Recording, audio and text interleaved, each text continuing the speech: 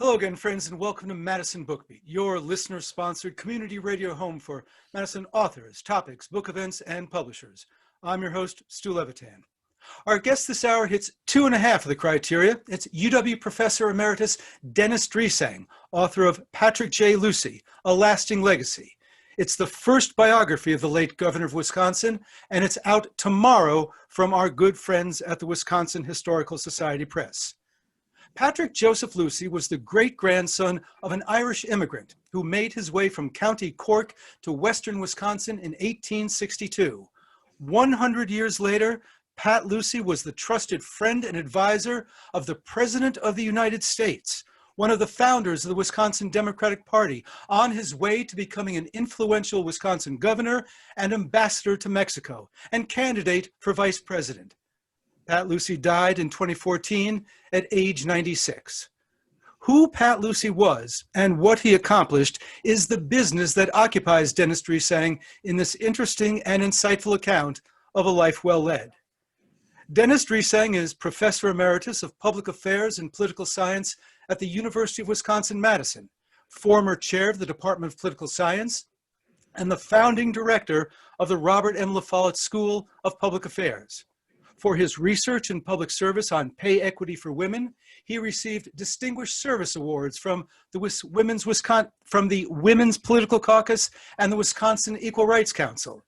In addition to his biography of Pat Lucey, he's the author of 3 books and numerous articles on politics, personnel management, and public administration. And if all that were not enough, he is also a former treasurer and vice president of the Wisconsin Student Association, delegate to the National Student Association, and in 1963 was crowned king of the military ball. It is a pleasure to welcome to Madison BookBeat my friend Dennis Dresang. Well, it's a pleasure to be here. Thank you, Stu. A great introduction. I kind of forget about that military ball thing. Well, I'm sure it was a highlight of your young Air Force career. Pat Lucey has not held. Or it was the real climax. Yeah. Yeah. Well, we're glad you. What's that? We're glad you stayed with civilian life. Me too. Pat Lucey has not held or sought office for 40 years. Why does he still matter? Well, he still matters because of the legacy that he left, a legacy which includes making Wisconsin what it is today, a competitive two-party state.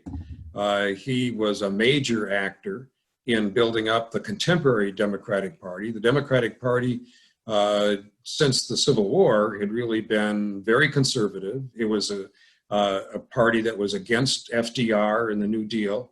And when the Progressive Party, founded by the La Follette brothers, had its demise in 1946, and the socialists in Milwaukee were floundering around trying to figure out how they related to the New Deal, to the contemporary situation in the middle of the last century, Pat Lucey and Jim Doyle Sr., Gaylord Nelson, a number of other people stepped in and formed what is today the Democratic Party. Another reason why I think we ought to know and appreciate Pat Lucey is his legacy in terms of progressive policies that he left. 50 years ago, Pat Lucey was elected as governor. And when he entered the governor's office, he carried with him a slip of paper that had agenda items that he had developed over a couple of decades, actually, and had a habit of just checking off things on that to-do list, checked off everything except no-fault automobile insurance, and left us with progressive reforms in terms of making state government work better, making our tax system more equitable and fair in terms of how things were distributed and how taxes were levied. I could go on, but I think you get the general idea. Well, I mean, that's part of what we should be talking about. What do go on. What was his greatest accomplishment as governor, and how many of those accomplishments have survived 12 years of Tommy Thompson and 8 years of Scott Walker? That's a great question, because a number of things have been changed over the years. One issue that is very, very relevant today were his reforms in voting registration. Pat Lucey formed a task force, and he had formed many task forces. One task force recommended that we have same-day registration for voters. And Pat Lucey latched onto that one real quickly. It made it easier for people to cast mail-in or absentee ballots. And so that's a reform that still stays with us today, even though there have been attempts, as I think we all know, to kind of chip away at it or make it less meaningful.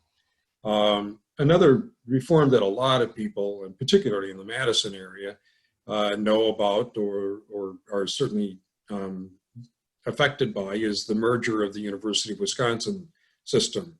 We had, when he took office, essentially two University of Wisconsin systems. One that was called the University of Wisconsin system, and that was Madison, Milwaukee, Green Bay, and Parkside, in extension.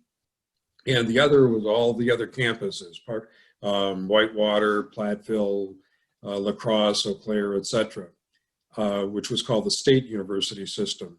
And this was regarded as inefficient, as something that was very, it was a very cumbersome kind of system, both in terms of how to administer it, but also in terms of the politics of it. Because what happened was that whenever the budget came up or legislation came up regarding the university, you had La Crosse and Green Bay and Eau Claire and all the various communities fighting with one another to get more of the pie that was designed to go to the university. And so what Pat Lucey did is he actually picked up on ideas that Republicans had had prior to him, but they didn't go anywhere. And that was to merge the University of Wisconsin into one system and essentially what we have today with a system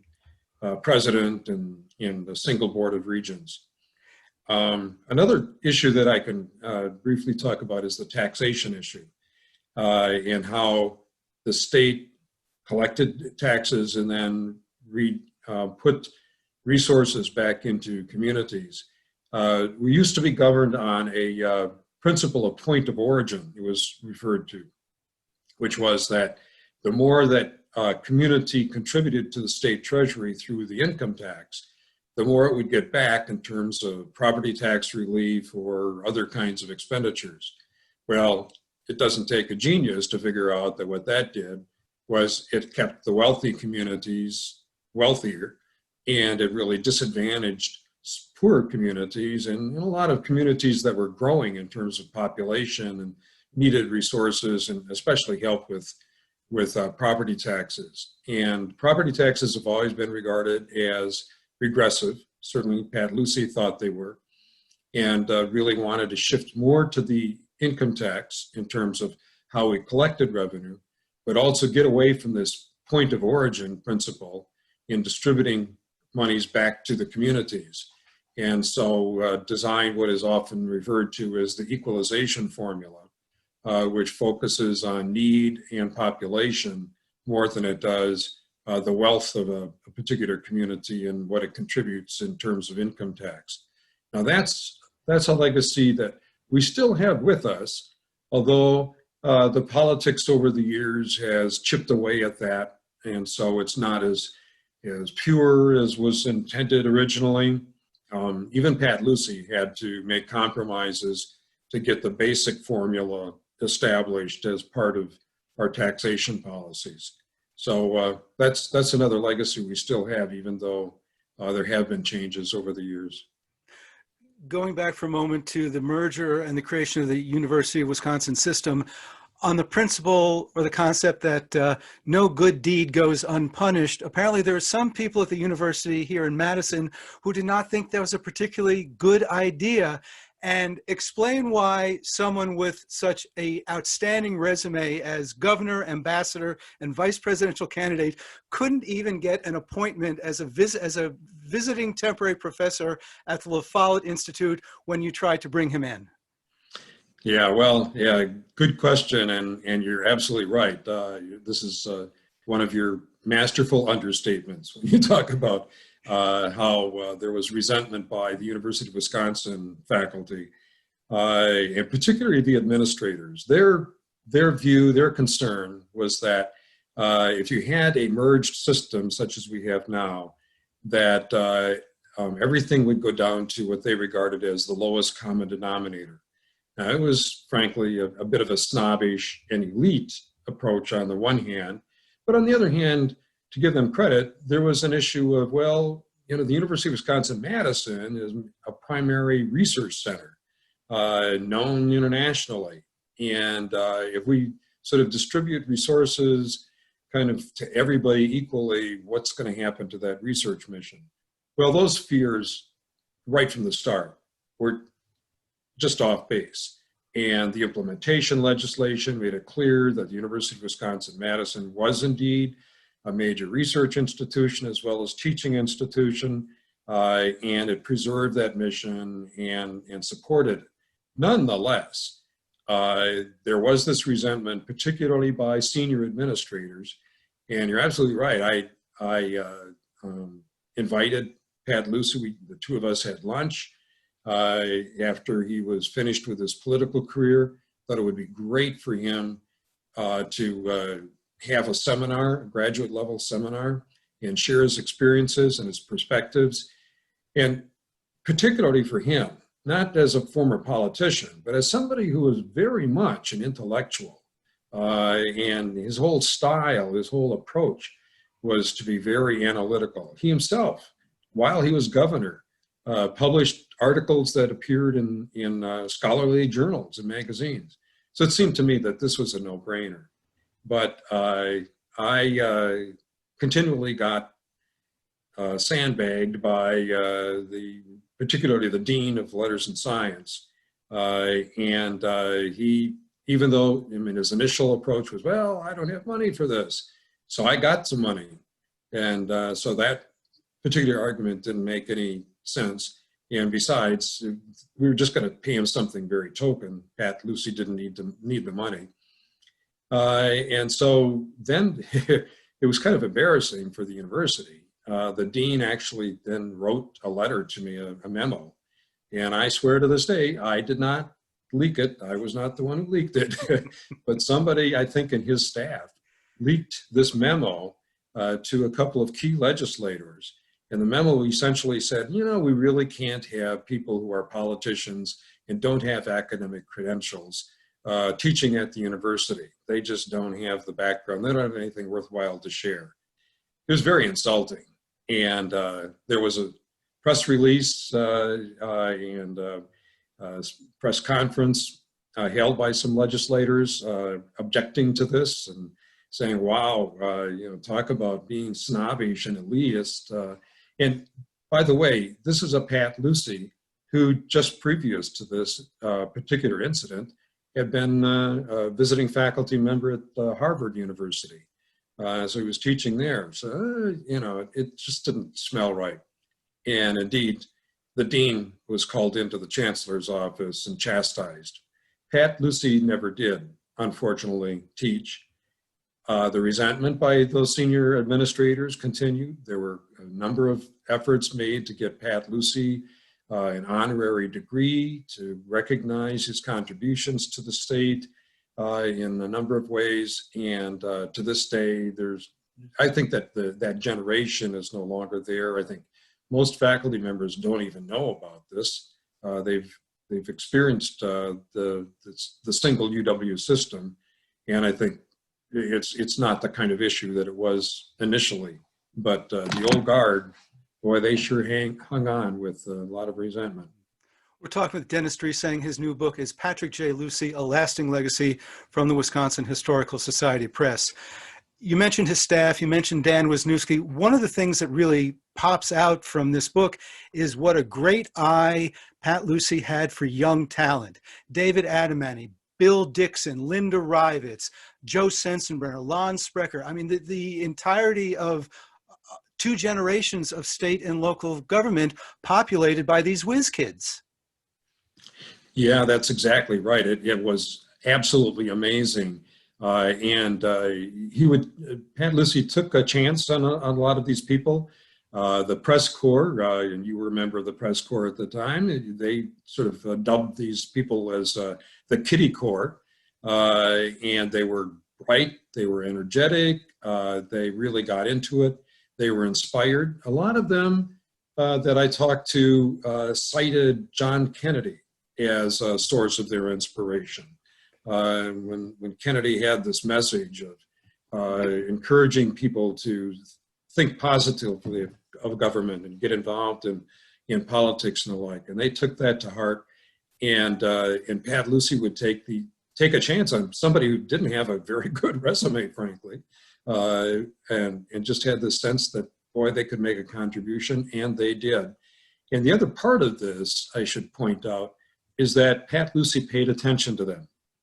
It wasn't that he was just giving them an opportunity to rub shoulders with people like himself. Pat Lucey, he brought these people in. He would give them quizzes. I mean, they would come up with an idea or an objection or a point that they would make, and he would come back with, well, is that really the case? And he'd ask them really good penetrating questions. They would feel like they had been put through a ringer of sorts, but boy, they came out of it recognizing that they were taken seriously. Pat Lucey appreciated them, respected them, and after having these discussions, their ideas often were put into policy. You mentioned Kennedy, and the Kennedy connection really comes through the entire book. He supports John Kennedy in 1960, Bobby in 68, Ted in 72, I mean in 80. He even names his massive real estate development on the west side, Wexford Ridge, after Kennedy's ancestral home in Ireland. How important was the connection with Kennedy to Pat Lucey's career, and how much of that was based on their shared heritage of being Irish Catholics? That heritage was a major factor. It wasn't the only factor, for sure. In fact, the first time that Pat Lucey met John Kennedy, which was at a National Democratic Convention, he was put off by him. He thought, this guy is an elite, snobbish aristocrat from the Northeast, and he's not going to go anywhere. And Pat Lucey was clearly, from the start of his political career, he really wanted to have this breakthrough where a Catholic would be elected as president. He thought that was very important. Didn't necessarily have to be an Irish Catholic, but that would be great. But he didn't think that John Kennedy was the one.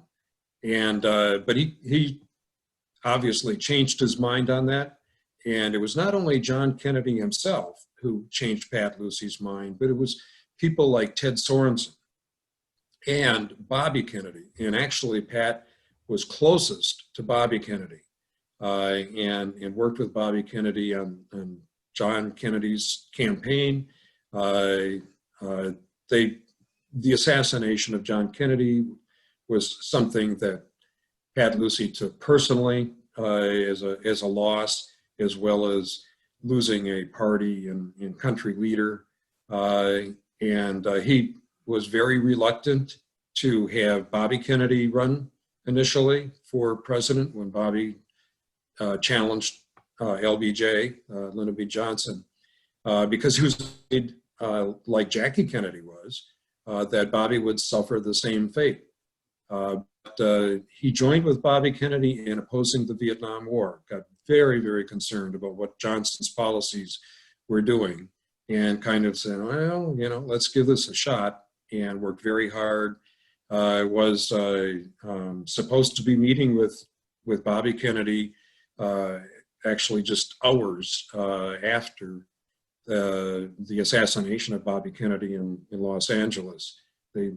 Pat and Bobby had a meeting scheduled. So Pat was there in another just devastating loss. And at that point, actually, Pat very seriously considered just giving up on politics. You alluded to the Wexford Village development. Pat was a very successful real estate person and developer. And he had that, he was interested in his business and had that as an option, and came very close to just saying, to heck with this politics stuff. I just can't handle it anymore, and I'm going to just devote myself to my family and my business. But the Vietnam thing really stuck in his mind, and that's what persuaded him finally to then support McCarthy and get behind his presidential bid. And what's remarkable is that not only does he support McCarthy, but McCarthy makes him an important figure in the campaign. To recognize Pat's abilities and take in a Kennedy operative and put him at a high level is remarkable.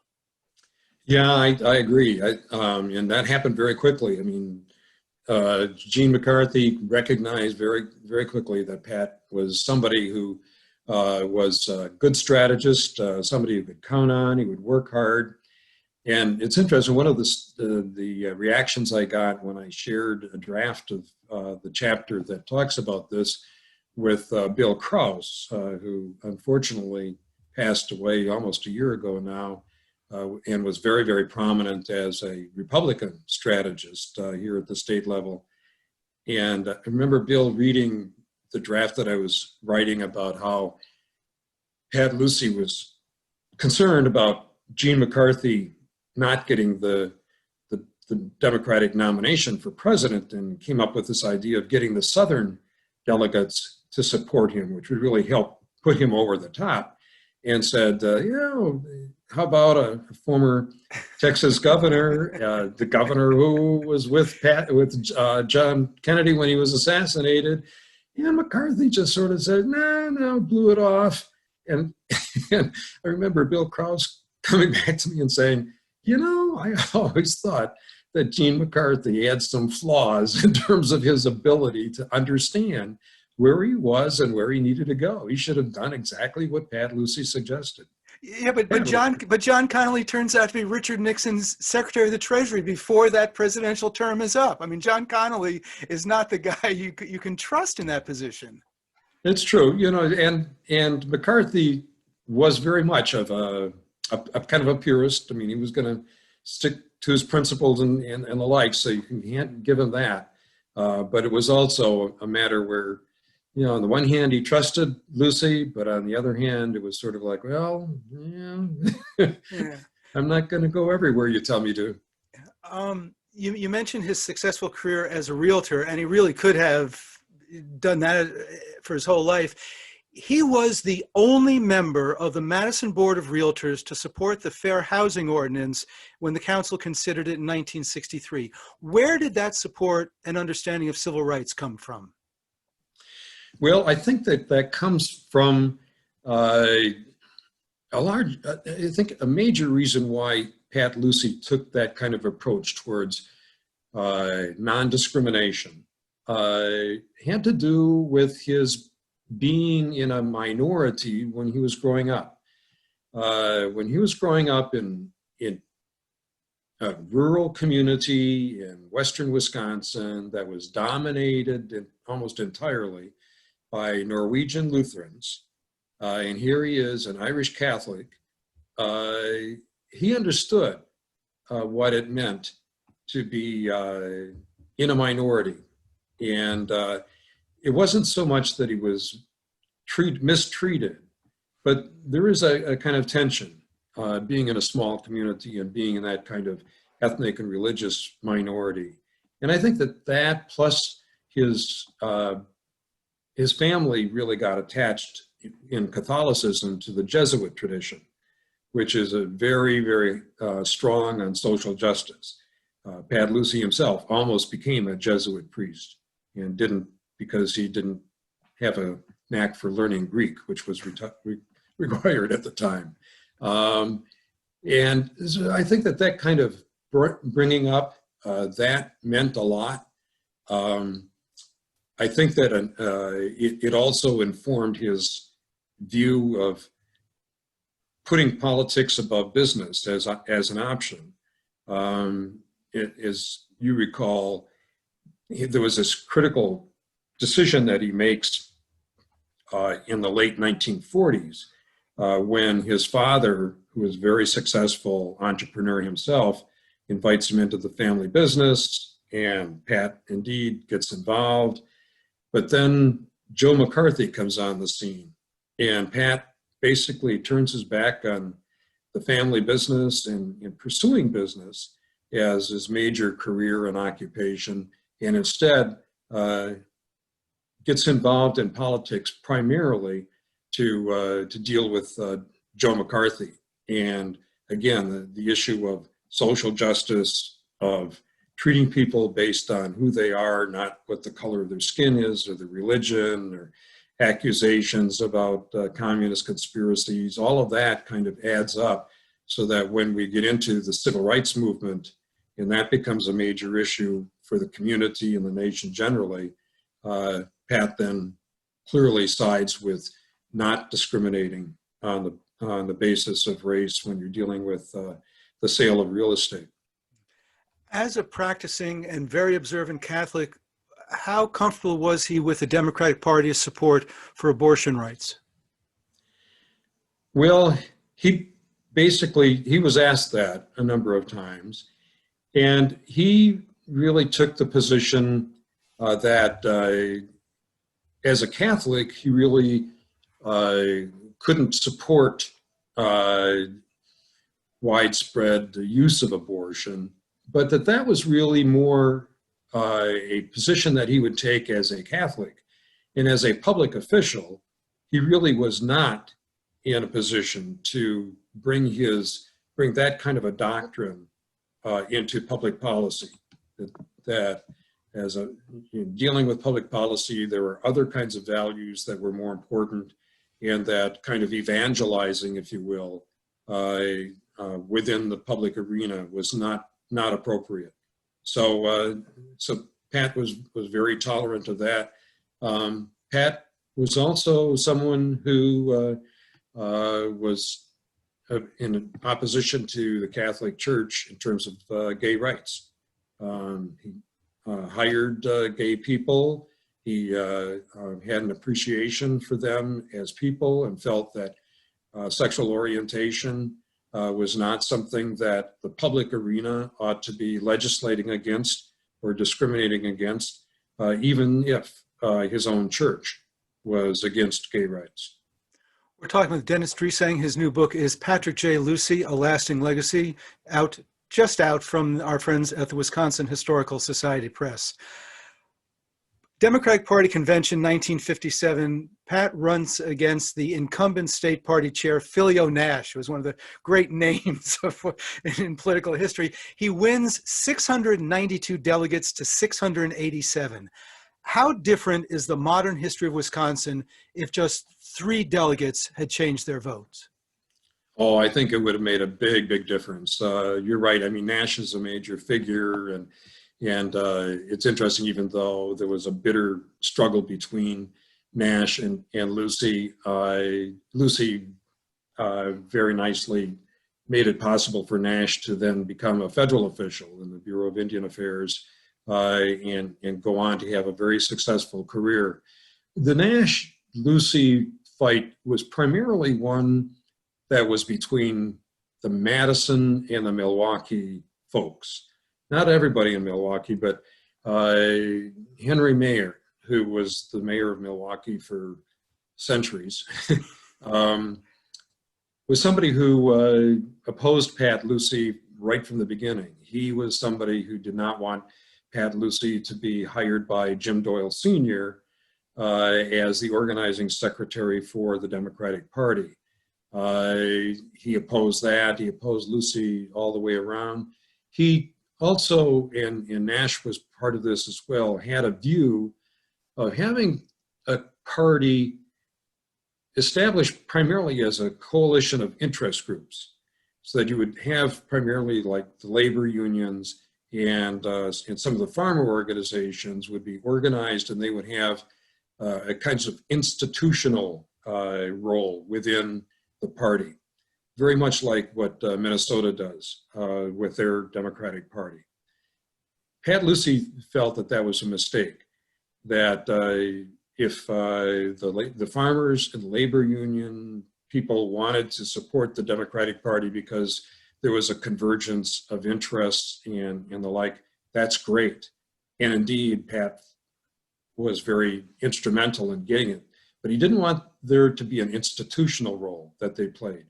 He thought that this ought to be much more a grassroots kind of thing.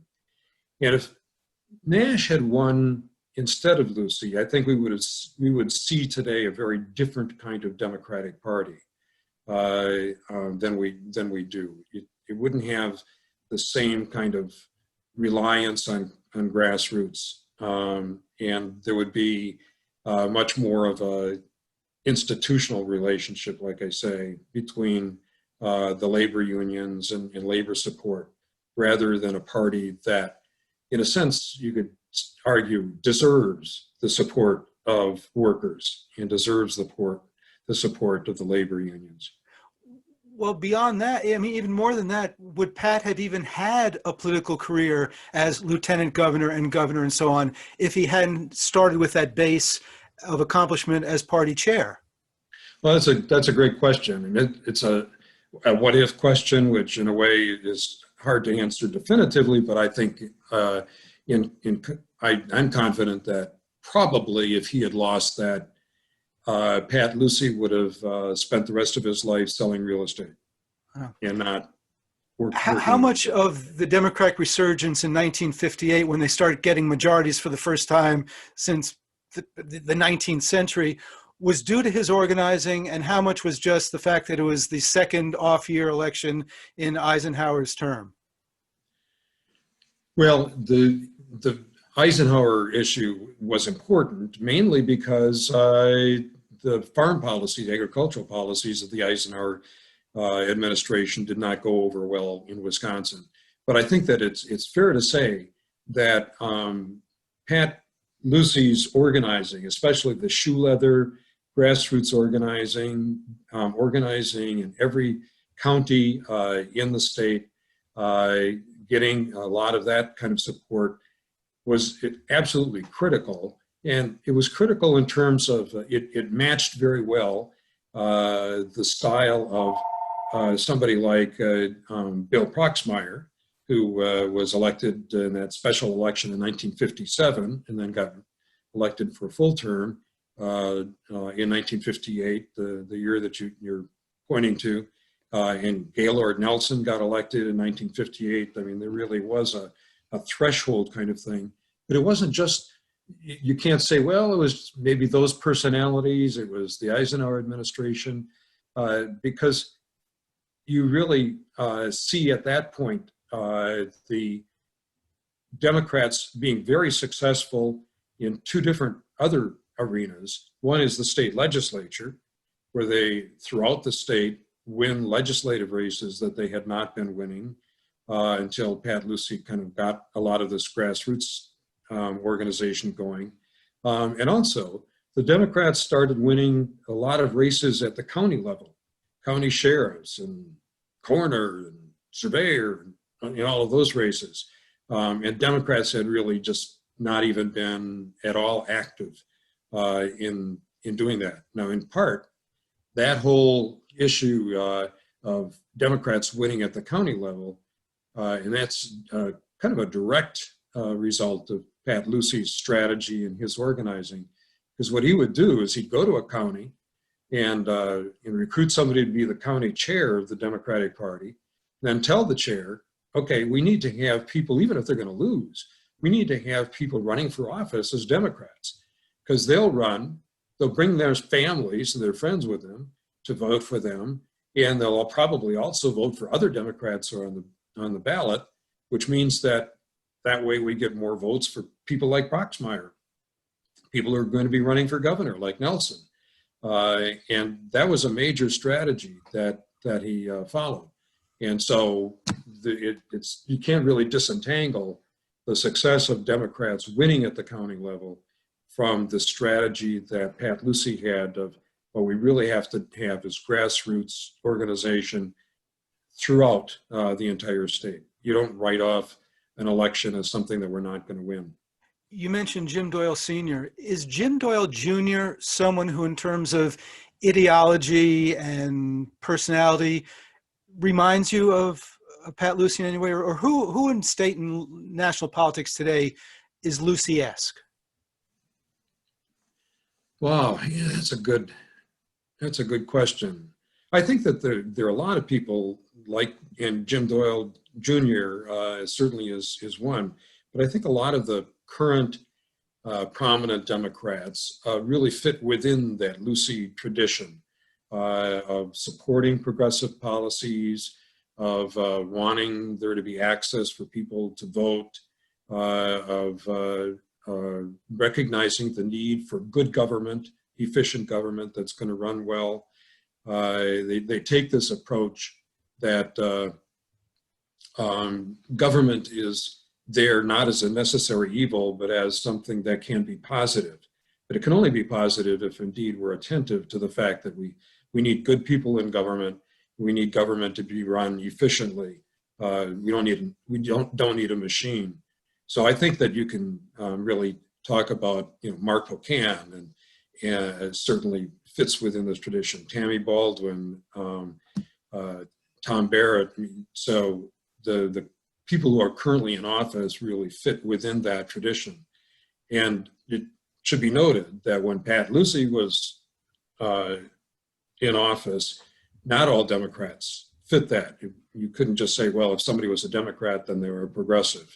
There were a number of them who were very conservative, who were in government maybe because it was almost a fluke, more than anything else.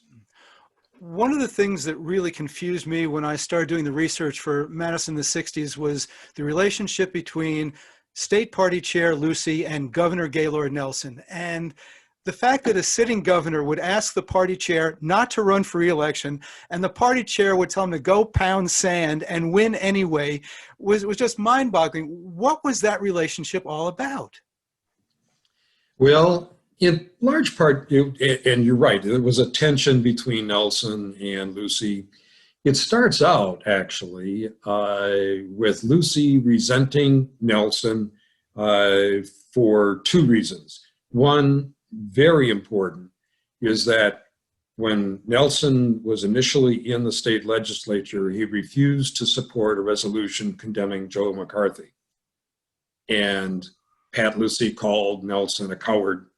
It's something I think that if Nelson had to do it over again, he probably would not have voted the way he did. But that was something that was ongoing issue in the craw, in the mind of Pat Lucey. The other is that Gaylord Nelson was very successful as a politician. He was very different style than Lucey. He had his own charisma. He could give a speech and get people riled up. He was a personally very attractive candidate. You couldn't say that about Pat Lucey. And Pat Lucey himself would say, I was not charismatic. And he wasn't. Nobody ever accused him of that. And so they had different styles. And while Pat Lucey was organizing the Democrats on a kind of grassroots, ground up kind of basis, Gaylord Nelson was not helping with that. That was not part of it. Gaylord Nelson was more for Gaylord Nelson. He was building up his own personal, I don't want to say machine. It wasn't really a machine, brand. But his following and his own campaign organization. So they were separate in terms of style. They were separate in terms of the basis for their positions within the Democratic Party. And it was not just that it was Pat being mean towards Nelson. I mean, Nelson, there was this funny thing that occurs in the period that you're talking about where Gaylord Nelson doesn't want Pat running again for another term as party chair.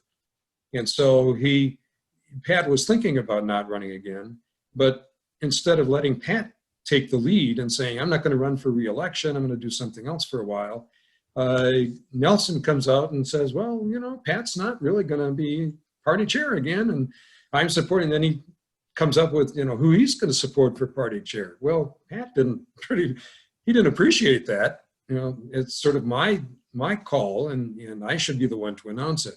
So shortly after that, Gaylord Nelson is kind of pondering, well, should I run against Wiley for the state senate, or should I run it for another term as governor? And so Pat Lucey comes out and says, I think that Gaylord Nelson would make a great senator, and that as governor, Reynolds would be a great governor, and does that before we have any kind of a public announcement by Nelson. So it's kind of touche. And the best part is that, I don't know if it was planned, but the guy who Gaylord was going to have run against Pat Lucey is in the 82nd Airborne Division, and President Kennedy calls up the 82nd Airborne Division to go to Berlin, and all of a sudden Gaylord's there with no candidate and has to sue for peace. Exactly. Yeah. And it's possible. I don't have any evidence that was planned. Now, but it does relate to something else regarding with Kennedy in the picture, and that is that Pat's party chair, Gaylord Nelson is governor, Kennedy's in the White House, Kennedy has patronage and personal and appointments to make and things like that. So normally you would expect that what he would do when dealing with Wisconsin and Wisconsin people is deal with the governor, but instead he deals with Pat. And that is not appreciated by Nelson. Were there any other states in the country where that would happen? That strikes me as so contrary to the way it's supposed to work. Oh, it is very contrary to the way it's supposed to work. And that was, I can't think of another state where we had that pattern. And certainly that was unusual in terms of Wisconsin history too. Yeah. Moving a decade or so ahead, in 1972, Lucey campaigned very strongly to get George McGovern to put him on the ticket as vice president. He gets passed over twice, first for Eagleton and then for Shriver.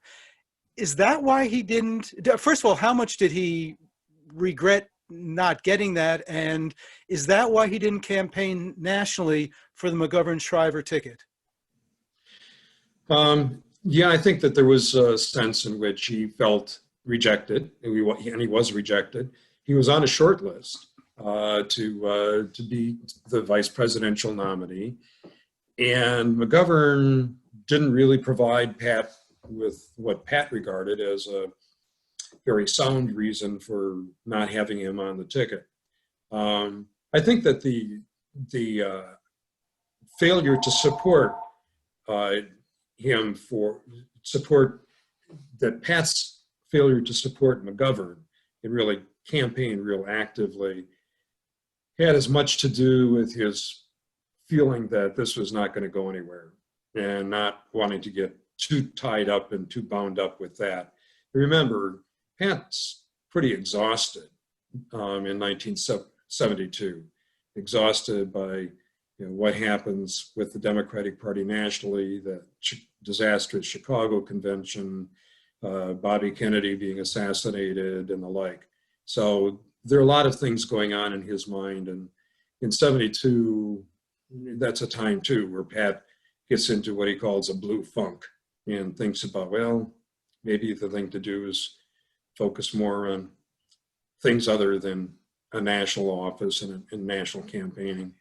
It must not have helped that Gaylord was one of the people who told McGovern to pick Eagleton. That's right. Yeah, that's right. Not a surprise, but not a help. And, and it was widely known that Nelson didn't support Lucey for the vice presidential nominee. In 1976, so he stays as governor, gets reelected, is maybe dealing with a potential challenge from his lieutenant governor, Marty Schreiber, coming up in the 78 election. And then in 1977, Jimmy Carter appoints him ambassador to Mexico. Why did Carter appoint him? Why did Lucey accept? And what was that experience like? Carter didn't, first of all, Carter did not appoint him because the two of them had been close. Lucey did support Carter for the nomination, but only after it was clear that Carter had already gotten enough delegates. I think that a major factor for why Carter provided Lucey with the opportunity was Walter Mondale.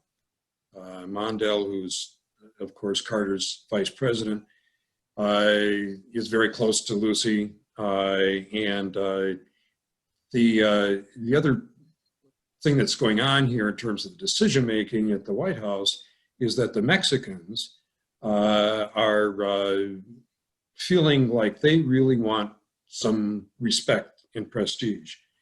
The U.S. Embassy at that time in Mexico, the one in Mexico, was the largest in terms of staff and budget anywhere in the world. But it was always staffed by somebody who was a professional foreign service person, rather than what we do like with who we send to London or Paris or Tokyo, and that is use a major political figure. And so what the Mexicans were telling the Carter administration is they wanted to be in the same league as England and France and Germany and other major countries, and they wanted to have a major political figure appointed as ambassador. And so the discussions in the White House lead to Lucey, and like I say, Mondale is a major actor here.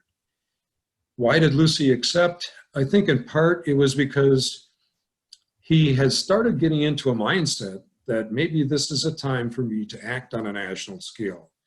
After Carter got elected, there were a lot of rumors, and there were more than rumors. There was a lot of activity thinking of Lucey as somebody that might be in Carter's cabinet. And there are several different agencies, including the new energy department that Carter was about to create, where Lucey was a strong candidate for being a secretary. So Lucey knew about that. There were discussions, and he started thinking beyond the boundaries of Wisconsin as a place where he could serve.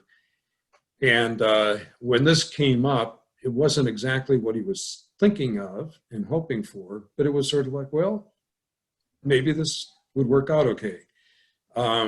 It's also important to know that Pat Lucey's daughter, Lori, was working in the Carter White House. And there was a meeting between Mondale, Lori Lucey, and Pat Lucey when Mondale came to help with a fundraiser for Pat, who was indeed thinking about a third term as governor. And in that meeting, the whole issue of becoming of the ambassadorial appointment came up, and both Walter Mondale and Lori Lucey encouraged Pat Lucey to accept the nomination. He thought about it for a couple of days and said, okay, I'm going to do it. And so he took that particular appointment and packed his bags and tried to learn a few Spanish phrases, and off he went. And how'd that work out? Not particularly well. It worked out in a way where on the one hand, we had Pat Lucey he had a low level of respect and admiration for Jimmy Carter in the first place. And the way Jimmy Carter was handling Mexico just lowered Pat's evaluation of Jimmy Carter all the more. And I could go into a couple of examples of that. The other issue is that Pat Lucey runs into some people who are being pretty nasty, actually, and working behind the scenes, who are members of the business community living in Mexico City. They're Americans, and there are a lot of them there because a lot of American businesses and a lot of American interest in Mexico. And they want Pat Lucey to lobby for them for some tax breaks, that what they earn from their foreign earnings don't get taxed in the United States. And Pat Lucey feels like, this is, first of all, it's not double taxation like you're claiming. And secondly, you can well afford it. This is not something that I feel comfortable lobbying for. And they want Pat out of there. They want to have a more compliant kind of ambassador to work on their behalf. So this combination of Lucey not respecting Carter, the opposition by the business community in Mexico City. The opposition by the business community starts getting in through Strauss, who was the head of the Democratic National Committee at the time. He and Pat Lucey had some disagreements over some other issues. And Strauss goes to Carter and basically says, you know what we ought to do? We ought to appoint a special ambassador to Mexico. And it's sort of like, really? We have an ambassador to Mexico. And so Carter goes along with the idea and starts thinking about, let's have an ambassador to Mexico, and then we can have a special ambassador who has some responsibility. It was dumb. It was not well thought out. And it was very disrespectful to Pat Lucey. So, put yourself in his position. What are you going to do? He ends up that plus the temptation to get on Ted Kennedy's bandwagon. Ted Kennedy was opposing Carter for renomination. And as you pointed out earlier, Pat Lucey was very close to the Kennedys. So that combination of factors, I think, is what really explains why Pat Lucey resigned then as ambassador after a couple of years. I covered that 1980 Democratic Convention for Isthmus, and I remember the outrage when Pat Lucey resigned as a delegate rather than commit to supporting Carter, and then went to work for Kennedy. Well, actually, that was the end of Kennedy's campaign. Then went to become John Anderson's vice presidential candidate or nominee. Did on the National Unity Party.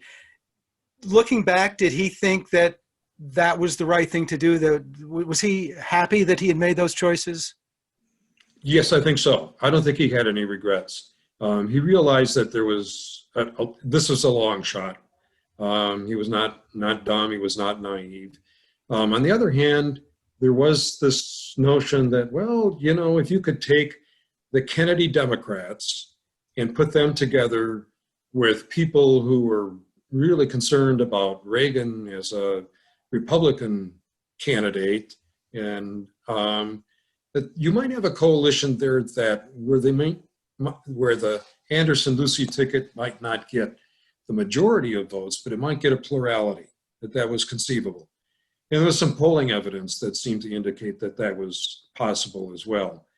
And so Lucey regarded it as a long shot. I think that he frankly realized that it was even more of a long shot when Carter was working behind the scenes to take away the bank guarantees of some funding that Anderson and Lucey needed, and that really they lost funding that at a very critical time when they needed to do their own polling so they could strategize on where to campaign. They had to fly commercial airlines, which we all know is you can't really determine exactly what the schedules are always going to be. I mean, just all sorts of things get complicated when you're trying to run for a national office and you don't have very much money. But he thought he was happy that he had made that choice. Yes. And remember, he made that choice primarily because of principles. I mean, he thought that it was possible that he might win. But it was, Pat Lucey, and I don't mean to, nominate him for sainthood, but he really was a guy that principles made a difference.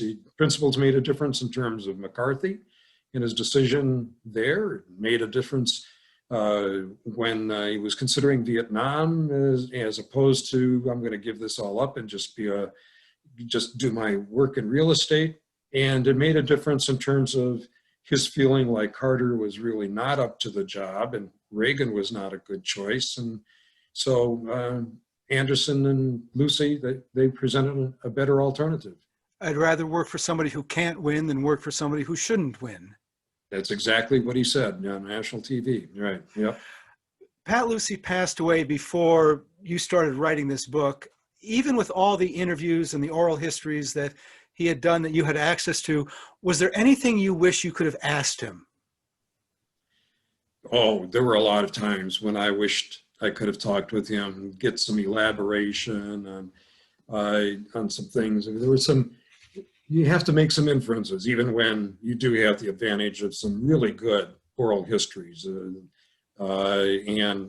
in the interviews that I had, I mean, I had 42 interviews of people who worked with Pat Lucey and worked against Pat Lucey.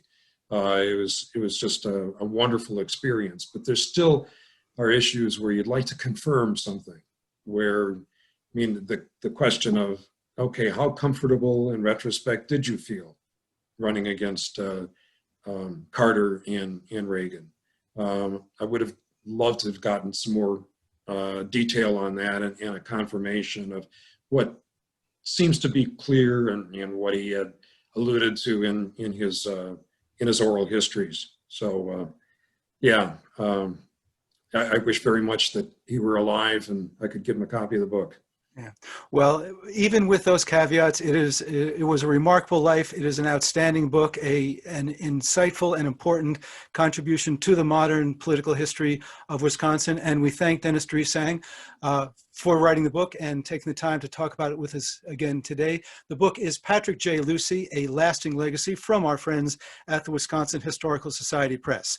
Next week on Madison BookBeat, our friend Dick Wagner returns to discuss Volume 2 of his groundbreaking history of LGBTQ Wisconsin, Coming Out, Moving Forward, Wisconsin's Recent Gay History. That is also from the Historical Society Press. For now, on behalf of News and Public Affairs Director Shali Pittman, producer and engineer Rochelle Wilson, and all of us here at Madison BookBeat, I'm Stu Levitan. Thank you for listening. And as Ben Sidran plays us out with a little bit of Little Sherry, please stay tuned for Alex Wilding White and All Around Jazz. You're listening to WORT 89.9 FM Madison, listener-sponsored community radio. And we're out.